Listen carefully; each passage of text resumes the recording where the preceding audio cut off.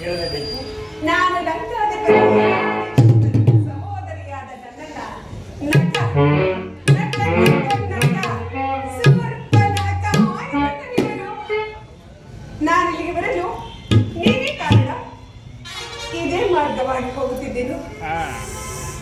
ವಿರಹ ಎದುರಿನ ನೊಂದು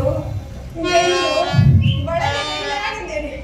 ಪ್ರಿಯಾ, ಒಂದೇ ಒಂದ್ಸರಿ ಹಿಡ್ಕೊಳ್ಳಿ ಪ್ರಿಯಾ. ದೂರ ನಿಂತೆ ಮಕ್ಕಳಾಗ್ತವ ಪ್ರಿಯಾ.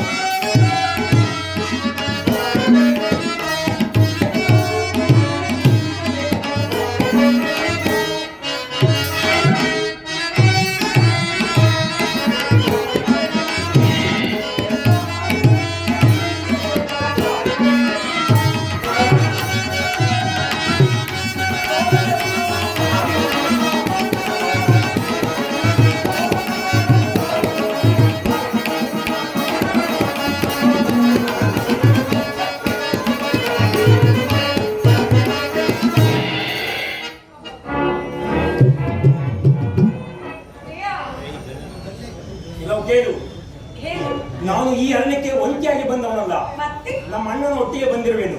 ನೀನು ಹೇಗಾದರೂ ಮಾಡಿ ಆತನಿಗೆ ಪ್ರಾರ್ಥಿಸಿ ಹೋಗು.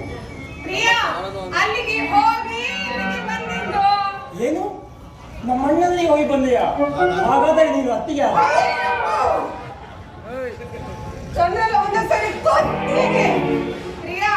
ಅಲ್ಲಿ ಹೋಗಿದ್ದೀರಾ ಸರಿ, ಆದ್ರೆ ನಾನು ಏಕೆ ಪತ್ನಿ ರಥಸ್ಥ ಬರ ಸ್ತ್ರೀಯರನ್ನು ಎತ್ತಿ ಕಣ್ಣಿಟ್ಟು ಸಹ ನೋಡೋದಿಲ್ಲ ಅಂತ ಹೇಳಿ ಕಳಿಸಿರುವರು ಪ್ರಿಯ. ಎಲ್ಲವೂ ಕೇಳು. ನೀನು ಮೋಸ ಹೋದೆ. ಮೋಸ ಹೋಗ್ಬಿಟ್ಟ. ನಾನು ಆ ರಾಮನಿಗೆ ದಾಸನು. ನೀನು ದಾಸನಿಗೆ ಪತ್ನಿಯಾಗುವುದು ಸರಿಯಲ್ಲ. ಹೇಗಾದರೂ ಮಾಡಿ ಆ ರಾಮನನ್ನು ಒಲಿಸಿದರೆ ಆಗ ನೀನು ನನಗೆ ಅತ್ತಿಗೆ ಆಗುವುದಿಲ್ಲ. ನಾನು ಕೂಡ ನಿಮ್ಮ ಸೇವೆಯಲ್ಲಿರುವೆನು. ಅದ್ಯಾಕೆ ಸರಿ ಹೋಗಿಲ್ಲ ನನಗೆ. ನೀವು ದಾಸರೇ ಹೌದಾಯ್ತು. ಈ ದಾಸರ ಕಟ್ಕೊಂಡ್ರೆ ಚಿಡಿಗಿಲ್ಲ ಬಿಟ್ರೆ ಬೇರೆ ಏನು ಸಿಗಲ್ಲ. ನನಗೆ ತಾನೇ ಏನ್ ಬೇಕು. ಅವಾಗ ಅವನ ಚಳಿ ಬೆಚ್ಚಿನಂದ್ರೆ ಸರ್ ನೀನು ರಾಮನನ್ನು ಪ್ರಾರ್ಥಿಸಿ ಹೋಗು. ಒಟ್ಟಿನಲ್ಲಿ ಅಣ್ಣನ ಆಗ್ಲಿಲ್ಲದೆ ಏನು ಮಾಡೋದಿಲ್ಲ. ಏನು ಮಾಡೋದಿಲ್ಲ. ಅದು ಅದು ಇಲ್ಲ. ಇದು ಸಮಯ ಸಂದರ್ಭ ಹೀಗಿರಲ್ಲ. ಜೋರಾಗಿ ಮಳೆ ಬರುತ್ತೆ. ನನ್ನೀಗ ಸುಂದರಾಗಿ ಸಿಕ್ಕಾಗ ಹೇಳದೆ ಕೇಳದೆ ಮಾಡಬೇಕಾದ ಕಾರ್ಯ ಬರುತ್ತೆ. ಅಯ್ಯ, ಬರೀ ದೂರ ಬಿಟ್ಟು ಹತ್ರ ಬರೋದೇ ಆಗ ಪ್ರಿಯ. ಒಟ್ಟಿನಲ್ಲಿ ಆಗ್ಬೇಕು. ಹೌದು, ತೆಗೆದುಕೊಂಡು ಬರ್ಬೇಕು. ದೂರಾಗಿ ತೆಗೆದುಕೊಂಡು ಬರ್ಬೇಕು. ಒಂದೇ ಒಂದಲ್ಲ ನಂತರ ನೋಡೋಣ. ಆಮೇಲೆ ಆಯ್ತಾ.